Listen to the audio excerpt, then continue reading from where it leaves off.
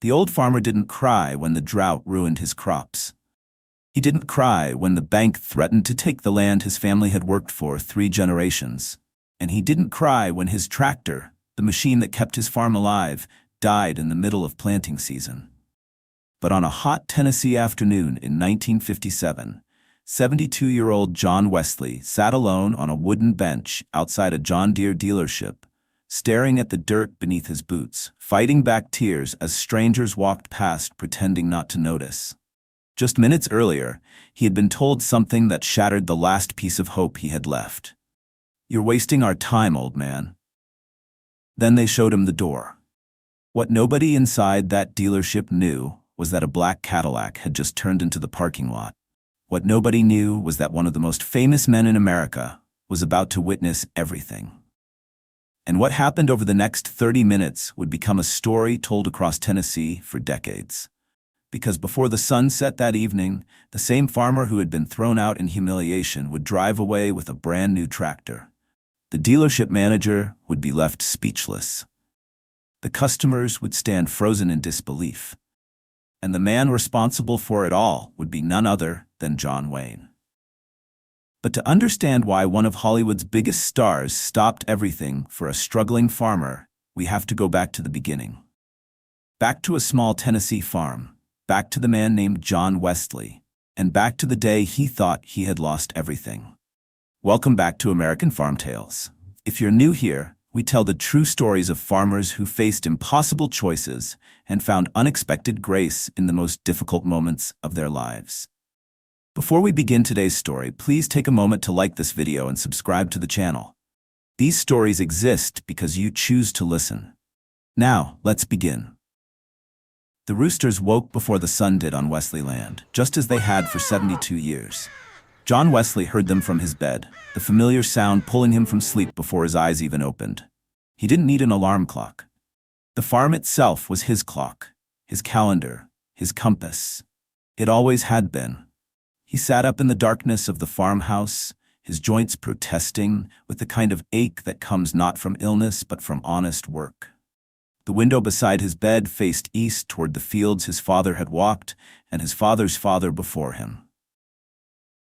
In the pre-dawn gray, he could just make out the shape of the Appalachian foothills rising beyond the tree line, their ancient peaks watching over the land the way they had watched for thousands of years. He was only the latest in a long line of keepers. Outside, the Tennessee summer was already building heat. John dressed slowly, the same way he had dressed every morning for 5 decades. Overalls, work shirt, boots that had been resoled so many times the cobbler knew his feet better than his own doctor. At 72, he moved like a man who had lived in his body without complaint.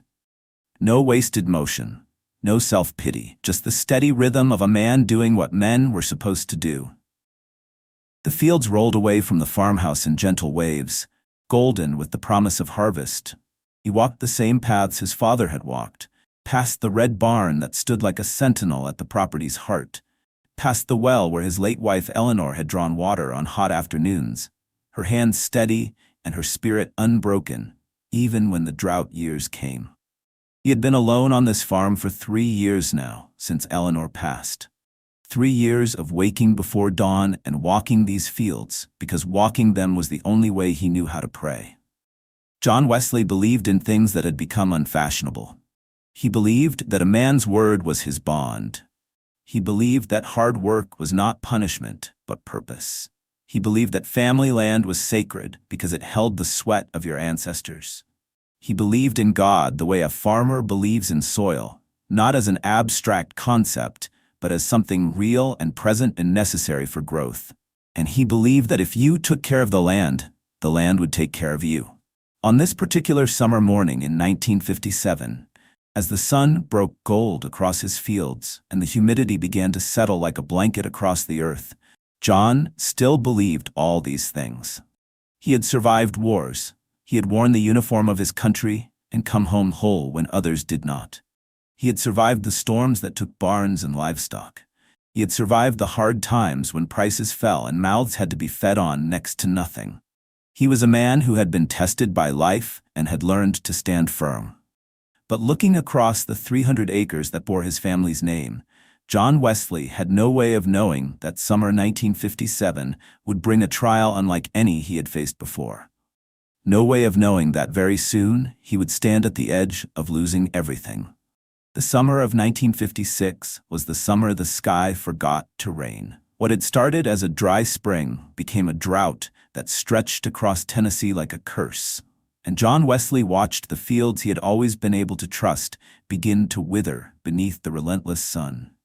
The tobacco that should have stood shoulder-high by July barely reached his knees. The corn kernels came in shriveled and light. The harvest that year was less than half of what it should have been. He had weathered dry seasons before, but never one that took so much. The bills from Eleanor's illness had come in that same year. The doctor visits, the medicine, the final months when nothing could be done except to sit beside her and hold her hand. Those bills arrived in envelopes with professional letterheads, each one a number that meant less money for seed, less money for equipment maintenance, less money for the margins that kept a farm alive. Eleanor had made him promise not to regret spending on her care, and he never did. But the farm felt that loss in ways that couldn't be measured in sentiment. By the time 1957 arrived, John's savings had become something fragile and small. What the drought hadn't taken, the medical bills had consumed.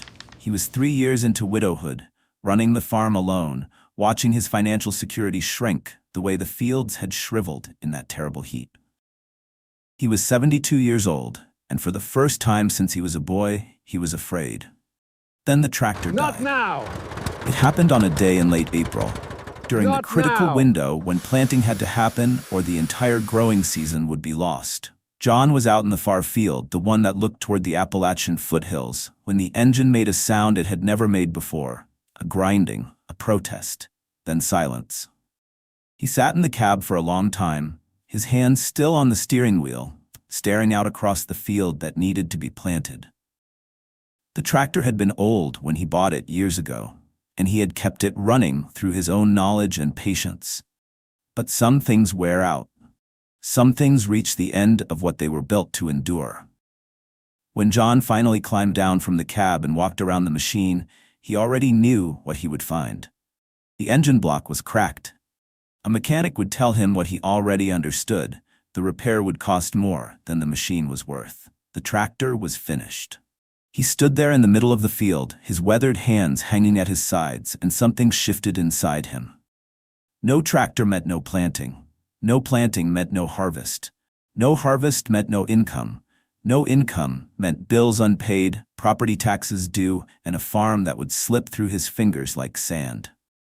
For the first time in 72 years, John Westley looked across his family's land and wondered if he was seeing it for the last time. There is a kind of desperation that doesn't announce itself with loud voices.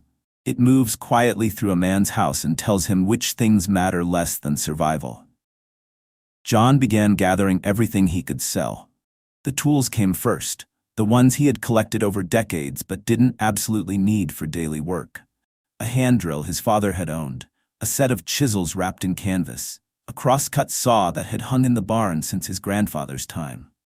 He carried them to the hardware store in town and watched the owner write down prices that seemed to insult their worth. $40 for all of it. He took the money and didn't argue.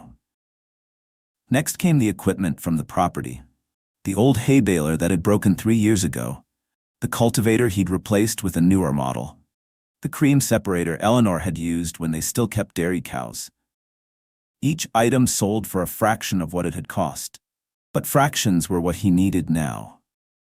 $130 from a farm equipment dealer. $200 more from a man in the neighboring county who wanted spare parts for his own machines. Then came the hardest part. Eleanor's things sat in the back room where he had left them after the funeral. Her good china, the set her mother had given them as a wedding gift in 1905. Her quilts, the ones she had pieced together during long winter evenings, her hands steady and her stitches perfect. The jewelry she had worn on Sundays. He told himself these were just objects, that Eleanor was not in them, that she would want the farm to survive. He told himself this while he packed them into boxes. The antique dealer in Nashville gave him $300 for the china and the jewelry. A quilting circle bought the quilts for another $200. When he came home from those sales, the back room was empty in a way that made the farmhouse feel smaller. The money accumulated slowly. $300 here, $200 there. $50 from his old tools. $75 for the engine block and parts from the dead tractor. He gathered every dollar and placed it carefully inside a worn envelope, the kind that had held important documents for years. When he finally counted it all, there was $2,140. It was nowhere near enough to buy a new tractor, but it was something. It was a chance. Then, on a Thursday in May, a neighbor mentioned that the John Deere dealership 12 miles away had a used tractor, 3 years old, in decent condition. The price was marked at $2,500. But maybe, the neighbor said, if John was willing to talk to them to explain his situation, they might work with him. John held the envelope in his hands and felt the weight of every sacrifice contained within it. This was his final hope. This dealership was where the farm would either live or die. If they helped him, there was still a chance. If they didn't, everything his family had built over 3 generations would disappear before winter came. The John Deere dealership was a place John Westley had never been before. Everything about it felt like it belonged to a different world than the one he knew. The showroom was polished and gleaming. The tractors sat on the floor like monuments to prosperity, their green paint catching the fluorescent light in ways that made them look almost unreal. The floors were clean enough to eat off of. A young couple stood near a row of implements, smiling as a salesman gestured toward their features. 2 other farmers in new overalls and clean shirts were discussing financing options with a man in a suit. The air smelled like new rubber and possibility. John walked to the counter carrying his worn envelope. The salesman glanced up from his desk and something in his eyes changed. John saw it happen.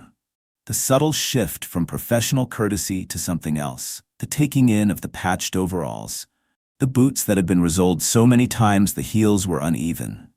The hands that no amount of washing could ever make look clean. The kind of hands that carried the stains of 50 years of soil and work. "Can I help you?" the salesman asked, but his tone suggested he already knew the answer would be no. John explained what he needed: the tractor, the financing, his situation. He told it simply, without asking for pity, just stating the facts the way a man states facts. He had $2,000. He needed to borrow the difference. He had land. He had 3 generations of Westley family history on that property. He was good for it. The salesman listened with his face arranged in what might have been sympathy, but felt like something else. Then he excused himself and went to find the manager. What happened next wasn't cruel in the way cruelty usually announces itself. It was polite. It was professional. It was the word no, delivered with a smile and regret in the voice. The manager explained the dealership's policies. Cash on delivery only. They couldn't take a mortgage on farmland. The risk was too high. Maybe next year, when the farm had a better season. Maybe when he was younger and could work longer to recover from a bad investment on their part. The message was clear: you don't belong here. John nodded. He didn't argue. He didn't raise his voice. He simply placed his hat back on his head and turned toward the door. As he passed, he heard a young farmer whisper something to his wife. He saw a woman stare, then look away. The couple he'd noticed earlier continued discussing their purchase, oblivious or indifferent to the old man leaving empty-handed. Outside, the May afternoon was hot and still. John walked to a wooden bench beneath a crepe myrtle tree and sat down slowly. He held his worn envelope in his lap, the envelope that represented every sacrifice he had made. $2,000, that wasn't enough. He lowered his head. Inside the dealership, nobody noticed the old farmer sitting alone on that bench. But someone else was about to. The black Cadillac pulled into the parking lot of the John Deere dealership at 3:15 in the afternoon on a Thursday in May. The sound of the engine drew attention before the car itself did. It was the kind of automobile that announced itself: sleek, expensive, driven with the casual confidence of someone accustomed to being noticed. Inside the dealership, a salesman looked up from his desk. A customer paused mid-sentence. Someone pointed. When John Wayne stepped out of the Cadillac, there was no pretense about it. He didn't wave, he didn't smile for effect. He was simply a man in a shirt and trousers, closing the car door behind him, looking across the lot toward the building he had come to visit. He could have been anyone with the means to drive such a car. But he wasn't. The dealership employees were already moving toward the door, preparing to welcome him. That was when he noticed the old farmer sitting on the bench beneath the crepe myrtle tree. John Westley was still holding his worn envelope. His hat was on his lap. Something about the way the man was sitting. Not angry, not dramatic, just broken in a way that spoke of a lifetime of things going as they must, made John Wayne stop walking. He changed direction and sat down on the bench beside John Westley. For a long moment, neither man spoke. The afternoon heat pressed down on them both. Somewhere inside the dealership, employees were confused about why the famous actor wasn't coming inside. "Rough day," John Wayne said. It wasn't a question. John Westley looked at the stranger beside him. There was something in the man's face that suggested genuine curiosity rather than pity. So he talked. He told about the farm, 3 generations, his father, his grandfather, the land that had meant something different to each of them but meant everything to all of them. He told about Eleanor, gone 3 years now, and the medical bills that had taken what the drought left behind. He told about the tractor that died in the moment when it mattered most. He told about the $2,000 in the envelope, the result of selling the tools his father had owned, the quilts Eleanor had made with her own hands, the china that had been a wedding gift when the century was young. He told about walking in here, hat in hand, asking for a chance. He told about the manager's polite rejection. He didn't use bitter words. He simply stated what had happened the way a man states facts.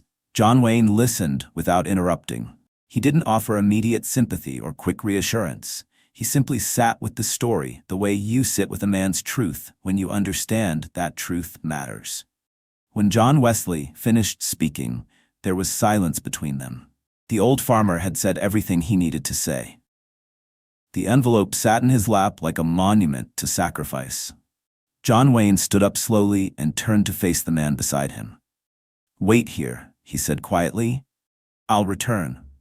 The moment John Wayne walked through the doors of the John Deere dealership, everything changed. The manager had been standing near the counter, speaking to a young couple about their purchase. When he saw who had entered, he stopped mid-sentence and moved immediately. A salesman straightened his tie. A customer stepped aside. The entire energy of the showroom shifted. Not hostile, but alert. A man of means had arrived, and everyone wanted to be the one who would serve him. John Wayne walked past all of it without acknowledgement. He didn't smile or wave. He simply moved through the space with the kind of quiet authority that comes from a man certain of his place in the world. His eyes scanned the showroom, passing over the new models, until they settled on the used tractor that sat near the back, the one John Westley had asked about. The one that cost $2,500. The manager arrived at his side, already speaking. "Mr. Wayne, we have some exceptional new models I'd like to show you. The latest John Deere technology. Anything you're interested in, we can." John Wayne raised his hand slightly, a gesture of polite dismissal. He pointed toward the used tractor. "That one," he said. The manager's face brightened. Of course, a man like John Wayne wouldn't want a used machine. "Excellent choice, sir. Let me show you the specifications on our newest." "No," John Wayne said, his voice steady and clear. "That tractor, I'll take it." The dealership staff began to move. Someone reached for paperwork. A salesman was already heading toward the tractor to prepare it. The manager was smiling, already calculating the sale, already imagining the commission and the story he would tell the day John Wayne bought a tractor from his lot. That was when John Wayne finished the sentence and put the title in John Wesley's name. The silence came immediately, complete. The kind of silence that happens when the world stops for a moment to recalibrate what it has just heard. A salesman's hand froze in mid-motion. The manager's smile faltered and then disappeared entirely. The young couple who had been discussing their own purchase turned to look. Everyone in the showroom had heard it. Everyone understood exactly what had been said. The manager recovered first, but his voice had changed. "I'm sorry, sir. I don't understand. The title." "John Westley," John Wayne repeated, not with aggression, but with a finality that made further questions irrelevant. Put the title in his name. I'm paying for the tractor. The tractor belongs to him. A woman at the back of the showroom whispered something to her husband. The young couple exchanged glances. The salesman, who had rejected the old farmer just hours earlier, felt the weight of that memory settle across his shoulders. The manager began to speak, but John Wayne had already turned toward the door. He had said what needed to be said. He had made his choice clear. The transaction would happen as he had stated it. But the old actor wasn't finished yet. The employees had no idea what was coming next. The manager tried to explain again. Mr. Wayne, our policies, the financing terms, the paperwork we need. John Wayne was already writing a check. He didn't look up, he didn't argue. He simply wrote the amount, signed his name, and tore it from his book with the kind of certainty that suggested he had made these decisions before and had no doubt about them. He handed the check to the manager, who took it without speaking. Then John Wayne turned to face the entire showroom. Nobody moved. The young couple who had been discussing their own purchase fell silent. The salesman straightened. The manager waited. Everyone understood without being told that something more than a transaction was happening. I want to tell you something, John Wayne said, and his voice carried the weight of a man who had spent a lifetime understanding what it meant to matter. A few hours ago, a man came through that door, 72 years old, patched overalls, worn boots. He asked for help. He asked for a chance, and he was turned away. He paused. The silence in the showroom was absolute. That man has spent his entire life feeding this country. Every season, he put seeds in the ground and trusted God and his own two hands to bring a harvest. He fed his family. He helped feed yours. When drought came, he didn't complain. When his wife got sick, he sold everything he owned to care for her. When his tractor broke, he gathered every penny he could find and came here asking for respect. John Wayne looked directly at the salesman who had turned John Westley away. And you measured him by his clothes. You looked at the patches on his overalls and decided he wasn't worth your time. You looked at his hands that have done more honest work than most men ever will, and you saw something to dismiss. The salesman's face had gone pale. His eyes were fixed on the floor. This man deserves respect, not because he has money, not because he's famous, but because he has lived with integrity. He has worked with dignity. He has loved his family and his land the way a man is supposed to. That's what matters. That's what should have mattered when he walked through this door. John Wayne turned back to the manager. His tractor is paid for. The title will be in his name. You'll make sure that happens before he leaves this lot. It wasn't a question. The manager nodded, unable to speak. Farmers built this country, John Wayne said, and now he was speaking to all of them, not just the manager. They deserve to be seen. They deserve to be heard. And they deserve better than what happened here today. He turned toward the door. Outside on the bench beneath the crit myrtle tree, John Westley was still waiting. He had no idea that inside the dealership, something had shifted. He had no idea that the man who had sat beside him and listened to his story was teaching everyone in that showroom what it meant to recognize human dignity. He had no idea that his life was about to change forever. John Westley heard the sound of the tractor engine before he saw it emerge from the dealership. An employee was driving it slowly across the parking lot, maneuvering it carefully toward where the old farmer sat on the bench. John stood up without understanding why. Behind the tractor, two other employees were walking, and one of them was carrying keys. When they stopped in front of him, John Westley didn't move. He couldn't read the situation. This didn't make sense. Why were they bringing the tractor to him? Why was the salesman holding out the keys? Mr. Westley, the employee said, and his voice carried something different now, something like respect. Your tractor. John stepped back. He looked at the machine, then at the keys, then at the faces of the men in front of him. There's been a mistake, he said quietly. I couldn't. No mistake, sir, another employee said. It's paid for, the title's in your name. John Wayne took care of it. The words didn't land immediately. John Westley stood motionless while they settled into his mind, one phrase at a time. Paid for, your name, John Wayne. Then the realization came. His hands began to shake. He reached out for the keys almost without meaning to, as if his body understood what his mind was still struggling to accept. The employee placed them in his palm, and John stared at them the way a man might stare at something he had been convinced would never exist. Tears came without warning. They filled his eyes and traced lines down his weathered face, and he didn't try to stop them. 72 years old, and he was crying on a parking lot in Tennessee because a stranger had given him back his farm. That tractor changed everything. In the days that followed, John drove it into the fields that had seemed lost to him. He planted the seeds he had gathered. He worked through the growing season with a man's determination and a man's hope. The crops came in. Not abundantly, it was still a difficult year, but enough. Enough to harvest, enough to sell, enough to begin paying back what he owed. The debts shrank over time, not quickly, but steadily. Seasons passed, years accumulated. The farm that had seemed destined to slip away from the Westley family remained in Westley hands. The land that his father had walked and his grandfather had cleared and his great-grandfather had claimed, it stayed. It endured. It belonged to his family still. Years later, John would look at that tractor, now aged and patched but still working, and understand that it had never been about the machine itself. The tractor was a symbol of something deeper, a moment when someone had chosen to see him, when someone had recognized his worth and acted on that recognition.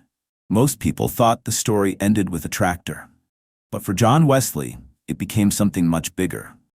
Many years had passed since that May afternoon at the John Deere dealership.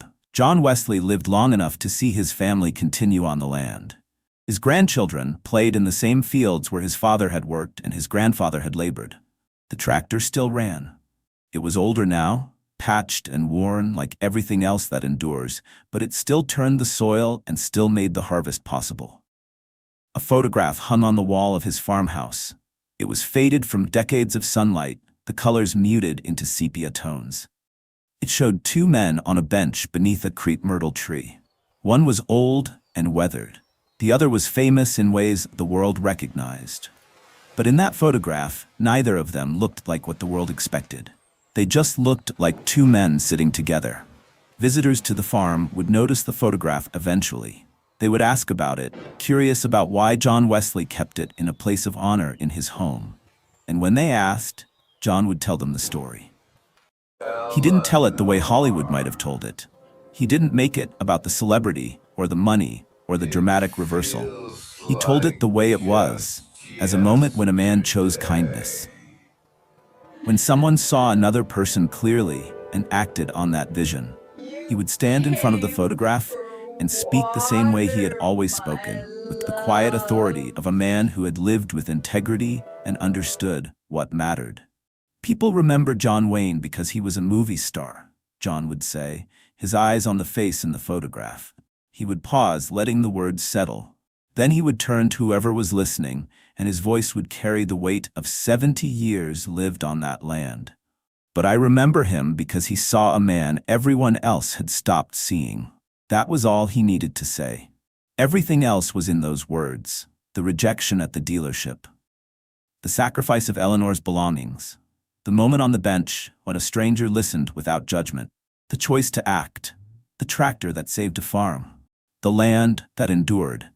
The years accumulated, seasons turned into decades. John Westley grew older still, his hands more gnarled, his back more bent, but still walking the same fields his family had walked for generations. The photograph remained on the wall. The tractor remained in the barn, still functional. Still a symbol of the moment when dignity had been restored. And in the quiet of a Tennessee evening, with golden light falling across fields that had belonged to the Westley family for more than 100 years, the story endured. Not as legend, not as drama, but as truth, as memory, as the simple, powerful record of a man who was seen. The sun set over the farmland. The tractor rested beside the barn, its green paint faded, but still holding the memory of the day it arrived. Wind moved through the fields, the same wind that had moved through them for generations. The farm remained, the family remained, the land remained.